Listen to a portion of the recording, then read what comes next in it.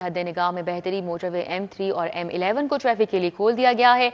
M2 Lahore से इस्लामाबाद हद निगाह बेहतर होने पर खोल दी गई है। लाहौर से मोटरवेज गुज़िश्ता रात 7:30 बजे बंद हुई थी।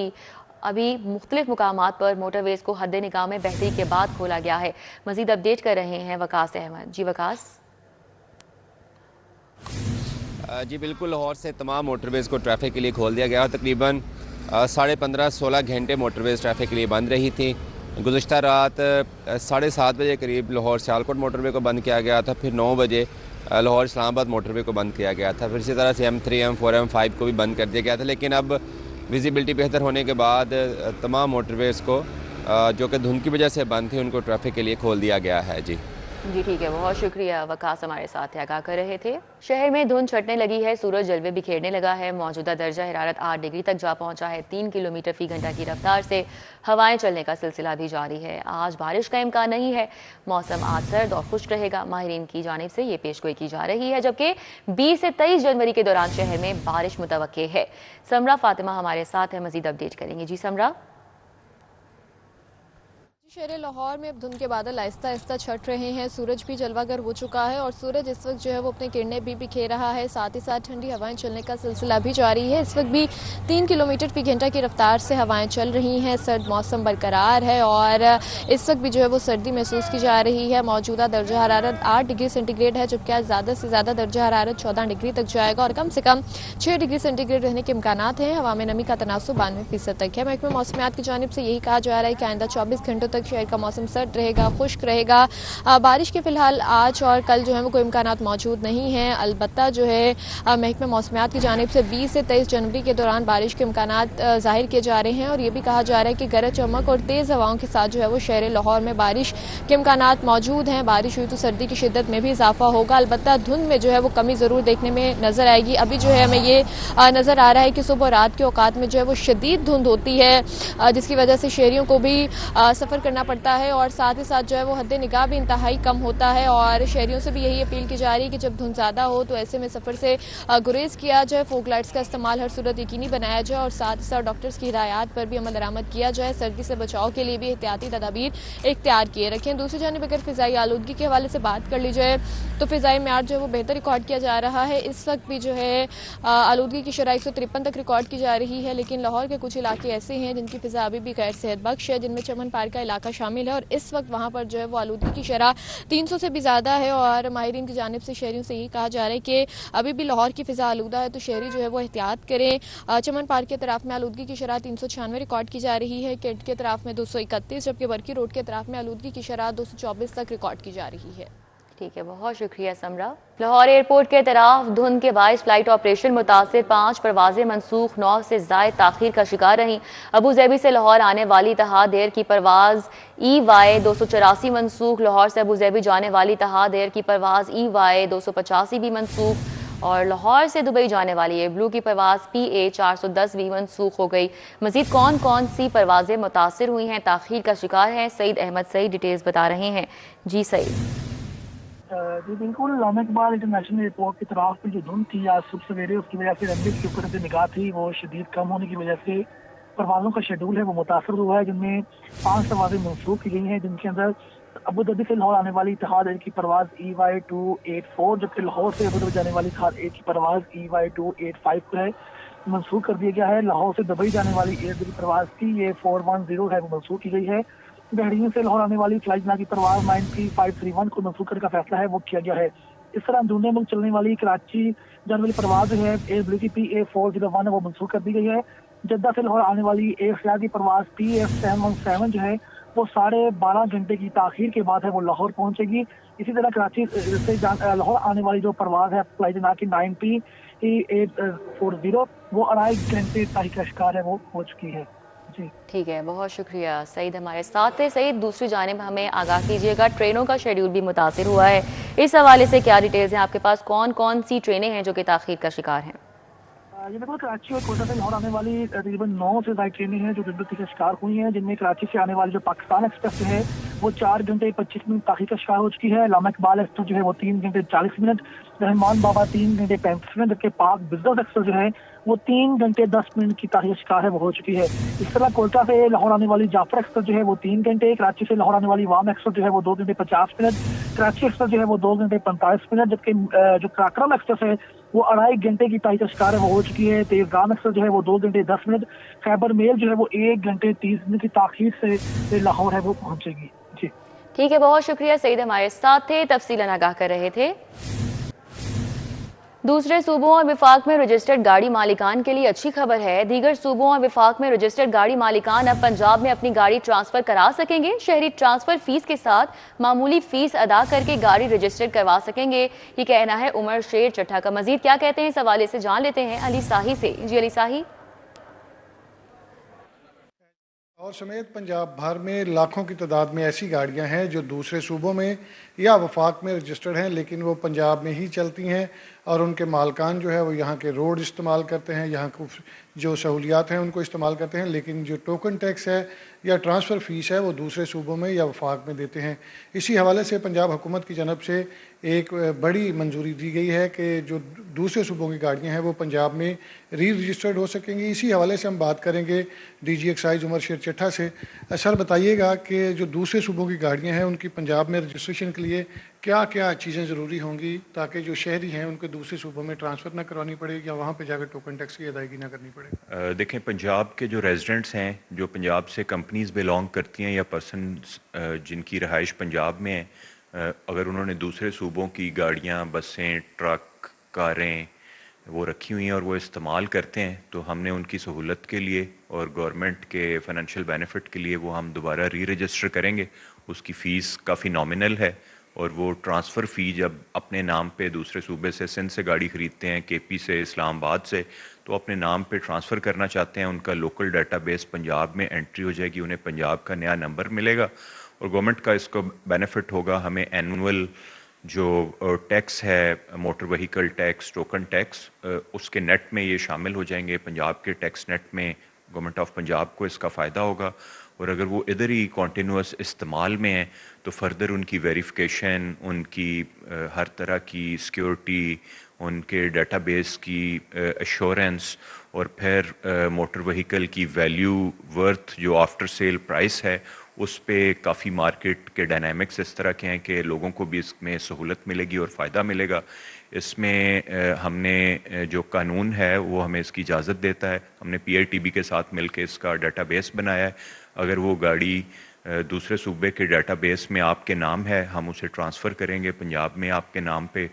बड़ी कम उसकी ट्रांसफ़र फ़ीस है और हम चारों सूबों के साथ डाटाबेस भी अपना मोटर्स का इंटीग्रेट कर रहे हैं। ये अवाम की सहूलत और गवर्नमेंट ऑफ पंजाब दोनों के लिए बहुत ज़रूरी काम था और इसी हफ्ते हम इसका आगाज़ कर रहे हैं। जी जैसा कि आपने सुना, हमें DG एक्साइज उमर शेर चट्ठा बता रहे थे कि जो दूसरे सूबों की रजिस्टर्ड गाड़ियां हैं उसके लिए, उनकी ट्रांसफ़र के लिए डेटाबेस भी तैयार कर लिया गया है PITB के तावन से। आपको NOC दरकार होगा जो दूसरे सूबों से लेना पड़ेगा, बाकी वही रिक्वायरमेंट है ट्रांसफ़र के लिए जो मौजूदा पंजाब जो एक्साइज की जानब से ली जाती हैं। सिर्फ NOC लाया जाएगा और आपकी गाड़ी पंजाब में री रजिस्टर्ड कर दी जाएगी। इसी महीने में इसको लॉन्च कर दिया जाएगा। इससे शहरियों को एक तो सहूलत ये मिलेगी, उनकी गाड़ियों की वैल्यू ज़्यादा हो जाएगी और इसके साथ साथ पंजाब हुकूमत को जो रेवेन्यू है उसमें भी बड़े पैमाने पर। शुक्रिया अली साही। आलमी बैंक फंड अब कारकर्दगी से मशरूत है। माली साल 2026 से 35 तक इस्लाहात के बगैर रकम नहीं मिलेगी। हुकूमत के आलमी बैंक से 10 साला प्लान का फ्रेमवर्क तैयार। आलमी बैंक आइंदा 10 सालों में $80 अरब के मंसूबों पर अमल दरामद कराएगा। अली रामे हमारे साथ हैं, मजीद तफसीलात बताएंगे। जी अली रामे, आगाह कीजिएगा। पंजाब हुकूमत ने आलमी बैंक के साथ आइंदा 10 साल का एक फ्रेमवर्क तैयार किया और इस फ्रेमवर्क में अब पंजाब को जितनी भी फंडिंग होगी वो उनकी कारकर्दगी से मशरूत होगी। अब आइंदा 10 सालों में हुकूमत क्या करने जा रही है, उसके लिए जो फ्रेमवर्क तैयार किया गया उसमें $80 अरब की इन्वेस्टमेंट यानी कि फ़ंड वो हुकूमत को दिए जाएंगे और इसमें कर्ज़ा भी होगा, इन्वेस्टमेंट के हवाले से भी होगा और गुड गवर्नेंस के हवाले से भी रकम वो पंजाब हुकूमत को दी जाएगी। तो इससे पहले भी आलमी बैंक ने पाकिस्तान की हुकूमत के साथ ये फ्रेमवर्क जो है वो तैयार किया और उसके बाद पंजाब हुकूमत के साथ किया और अब पंजाब हुकूमत के साथ इसमें सेहत स्कूलों में बच्चों की मौजूदगी और स्कूलों में बच्चों के लिए सहूलियात, सेहत की सहूलियात, गुड गवर्नेंस और ख़ास तौर पर चाइल्ड लेबर के ख़ात्मे के लिए ये फंडिंग जो है वो की जाएगी। और इसके साथ ही बच्चों की नशोनुमा, बच्चों की बेहतरीन ग्रोथ के ऊपर जो है वो भी फोकस किया जाएगा। और इसके लिए अब क्योंकि पंजाब हुकूमत के सरमायाकारी के हवाले से अगर कहा जाए तो सरमायाकारी के हवाले से 20 अरब डॉलर की इन्वेस्टमेंट जो है वो वर्ल्ड बैंक वो पंजाब हुकूमत के साथ आइंदा 10 सालों में करेगा और उसमें इन्वेस्टमेंट लाने के हवाले से मनसूबाजात पर अमल दरामद करवाना लाजमी होगा। और एक तो ये बात अहम है कि अब कारकर्दगी के साथ फंडिंग जो है वो मशरूत होगी पंजाब हुकूमत के साथ। तो पंजाब हुकूमत जैसे जैसे काम बेहतरीन करेगी, अपने मंसूबों को बर वक्त मुकम्मल करेगी, तो उसके साथ ही वर्ल्ड बैंक जो है उनको फंडिंग देगा और उसकी बाकायदा एक मॉनिटरिंग जो है वो भी होगी और रिव्यू जो है वो किया जाएगा। अब इसकी kabina की तरफ से अप्रूवल दे दी गई। अप्रूवल के बाद अब PND बोर्ड और फाइनेंस डिपार्टमेंट ने बाकायदा इस फ्रेमवर्क पर काम करना जो है वो शुरू कर दिया है। और अब कहा जा रहा है कि आइंदा माली साल 2026-27 का जो बजट तैयार किया जाए उसके अंदर नए TORs भी तय किए जाएंगे और नए मनसूबाजात जो कि आलमी बैंक के ताउन से पंजाब के अंदर मुकम्मल किए जाएंगे, उनकी फहरिस्त भी तैयार की जा रही है। जी ठीक है, बहुत शुक्रिया अली रामे। पंजाब हुकूमत का माहौलियाती तहफ़्फ़ुज़ एक्ट 1997 में तरामीम का फैसला। काबीना में पंजाब माहौलियाती तहफ़्फ़ुज़ एक्ट 1997 में तरामीम पेश की गई हैं। काबीना की माहौलियाती कवानीन को जदीद तकाज़ों से हम आहंग बनाने की मंजूरी। माहौलियाती आलूगी कंट्रोल, निगरानी, निफाज के इख्तियारात में बेहतरी के लिए तरामीम। राव दिलशाद हमारे साथ है, मजीद इस हवाले से आगाह करेंगे। जी राव दिलशाद, आगाह कीजिएगा, क्या तरामीम होंगी? माहौल को साफ रखने और AQI लेवल को इम्प्रूव करने के लिए अब कवानीन में मज़ीद तरामीम का फ़ैसला किया गया है। पंजाब हुकूमत ने माहौलियाती तहफ़्फ़ुज़ एक्ट 1997 में मज़ीद तरामीम का फ़ैसला किया है। आपको बताएं कि इन तरामीम के हवाले से जो सिफारिशात थी वो सूबाई काबीना में पेश की गई। सूबाई काबीना ने पंजाब माहौलियाती तहफ़्फ़ुज़ एक्ट 1997 की तमाम तरामीम की बाकायदा मंजूरी दी है और इस मंजूरी का मकसद ये बताया गया है कि जो माहौलियाती कवानीन हैं इनको जदीद तकाज़ों से हमआहंग करना है। इसी वजह से ये तरामीम जो है वो की गई हैं। आपको बताएं कि माहौलियाती आलूदगी के कंट्रोल, निगरानी और नफाज के इख्तियारात में मज़ीद बेहतरी आएगी इन तरामीम से, जबकि माहौलियाती खिलाफ वर्जियों पर अब जो जुर्मानों और जो दीगर सज़ाएँ हैं उनमें इजाफ़ा किया जा सकेगा। सनती, शहरी और फ़ज़ाई आलूदगी को के तदारक के लिए मौसर मेकनिज़म भी तश्कील दिया जा सकेगा। आपको बताएं कि महकमा माहौलियात और तहफ़्फ़ुज़ मौसमियात तब्दीली को मज़ीद इख्तियारात तफ़सीज़ किए जाएंगे इस एक्ट के बाद और तरामीम से माहौलियाती तहफ़्फ़ुज़ और पायदार तरक्की को फ़रोग मिल सकेगा, ये दावा भी किया गया है। माहौलियाती तहफ़्फ़ुज़ को यकीनी बनाने के लिए SOPs पर सख्ती से अब अमल दरामद को यकीनी बनाया जाएगा, क्योंकि नई तरामीम में सज़ाएँ जो हैं वो ज़्यादा होंगी और जुर्माने भी बढ़ा दिए गए हैं ताकि कम से कम जो भी वायलेशन करेगा उसको उसकी सज़ा भी भुगतना पड़ेगी। ठीक है, बहुत शुक्रिया। हमारे साथ राव दिलशाद थे, अपडेट कर रहे थे। बगैर प्लानिंग मैंडेट से हटकर खेलों तफरीह के नुमाइशी मंसूबे। हाईकोर्ट के हुक्म के बाद पार्क्स में ग्रीन एरियाज कवर करने के मंसूबे रुक जाएंगे। अदालती हुक्म के बाद LDA और PHA के मंसूबे रुक जाएंगे। पार्क्स, ग्रीन बेल्ट्स पर कॉफी शॉप्स जैसे जेर तामीर मंसूबे मुतासिर होंगे। फूड कोर्ट्स, पैडल कोर्ट्स जैसे दर्जन से जायद मंसूबे भी मुतासिर होंगे। दुर्र नायाब हमारे साथ है, मजीद इस हवाले से अपडेट करेंगे। जी दुर्र नायाब, आगाह कीजिएगा। जी बिल्कुल, लाहौर शहर के ग्रीन एरिया बुरी तरह मुतासिर हो रहे हैं और इस हवाले से इसके ज़िम्मेदार तमाम वो अथॉरिटीज़ हैं जो इसके अंदर कमर्शियल प्रोजेक्ट्स हिप हैज़र्ड के लिए बग़ैर प्लानिंग करके बहुत सारी ऐसी चीज़ें लॉन्च कर रही है जिसकी शायद ज़रूरत नहीं या उसके लिए किसी और अराजी को भी इस्तेमाल किया जा सकता है। लाहौर शहर में PHA बड़ी तादाद में पार्कों को इस्तेमाल करके खाने पीने की फूड कोर्ट्स के जो पॉइंट्स हैं वो बना रहा है, कॉफ़ी पॉइंट्स बना रहा है, गोलगप्पे, दही भल्ले, जूस कॉर्नर इसकी भरमार है, जबकि बाज़ मकामात पे पैडल कोर्ट्स भी बनाए जा रहे हैं। और LDA की जानिब से भी इसी डगर पे पार्कों को इस्तेमाल करके पैडल कोर्ट्स बनाए जा रहे हैं, जिसमें Johar town, expo centre, garden town, Ali block और दीगर पार्क शामिल हैं जिनको मुतासिर किया जा रहा है। अब इस पर जो हाई कोर्ट की डायरेक्शंस हैं उसमें तो ये तय है कि ग्रीन एरियाज़ को, पार्कों को जिस मकसद के लिए रखा गया उसी मकसद में लाना है, लैंड यूज़ तब्दील नहीं किया जा सकता। और दूसरी बात इंपॉर्टेंट ये है कि ग्रीन एरिया बचाने का जो हुकूमती पॉलिसी है उससे भी ये तज़ाद है, अथॉरिटी के ये फ़ैसले उससे भी मुतसादम है। और यहाँ पे इस हवाले से लाहौर शहर में जो स्मोक की हालत हो चुकी है, बिल्कुल ये अफोर्ड नहीं किया जा सकता कि लाहौर के ग्रीन एरियाज़ को ख़त्म किया जाए, दरख्त काटे जाएँ, किसी किस्म के पौधों को मुतासिर किया जाए और लाहौर में जो स्मोक के फैलाव का सबब बने उस तरह के इकदाम किए जाए, जिस पर अब बहुत ज़्यादा रिस्ट्रिक्ट हो रहा है। ताहम अब ये देखना ये है कि जो करोड़ों के सरकारी वसाइल लगा के ये प्रोजेक्ट शुरू किए गए थे, जो तकरीबन 1 दर्जन से ज़ायद, उनका मुस्तबिल क्या होगा, जो पैसा ज़ाया हो उसका ज़िम्मेदार क्या होगा, कौन होगा। अगर किसी अफसर ने ये गलत प्लानिंग की, उसको पता था कि हुकूमत की प्रायोरिटी क्या है, हाई कोर्ट के डायरेक्शंस क्या है, तो उसके बाद उनके खिलाफ भी क्या कार्रवाई होगी, इसका फैसला होना अभी बाकी। ठीक है, बहुत शुक्रिया, हमारे साथ दुर्र नायाब थे, अपडेट कर रहे थे। डीजी हेल्थ पंजाब का ओहदा 4 माह से खाली है। हेपेटाइटिस कंट्रोल प्रोग्राम का भी मुस्तकिल सरबराह तैनात नहीं हो सका है। डेंगू समेत मुतादी अमराज के प्रोग्राम का भी मुस्तकिल सरबराह तैनात नहीं हुआ। Senior health reporter Zahid Chaudhry हमारे साथ है, मजीद उनसे बात कर लेते हैं इस हवाले से। जी जाहिद चौधरी। जी, महकमा सेहत व आबादी की जो अफसरशाही है उसकी संगीन लापरवाही की वजह से director general health services Punjab का अहम तरीन ओहदा 4 माह से खाली पड़ा है।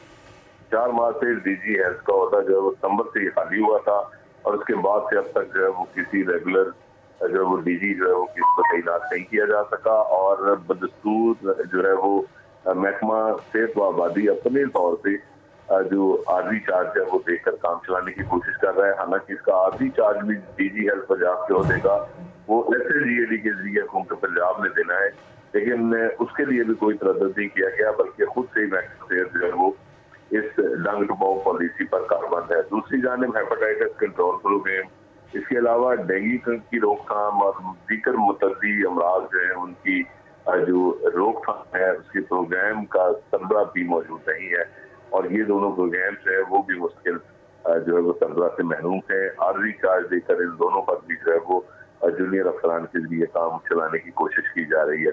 इसके अलावा डायरेक्टर हेडक्वार्टर डीजी हेल्थ के बाद का दूसरा अहम तरीन डायरेक्टोरेट जनरल हेल्थ सर्विसेज का ओहदा और ADM का जो ओहदा है वो भी खाली पड़े हैं और उनके ऊपर भी किसी की तैनाती नहीं हो सकी, जिससे जो इंतजामी अमूर हैं डीजी हेल्थ ऑफिस के वो भी बुरी तरह से मुतासर हो रहे हैं, लेकिन इन पर ताहाल कोई तवज्जो नहीं दी जा रही। ठीक है, बहुत शुक्रिया, हमारे साथ जाहिद चौधरी थे, अपडेट कर रहे थे।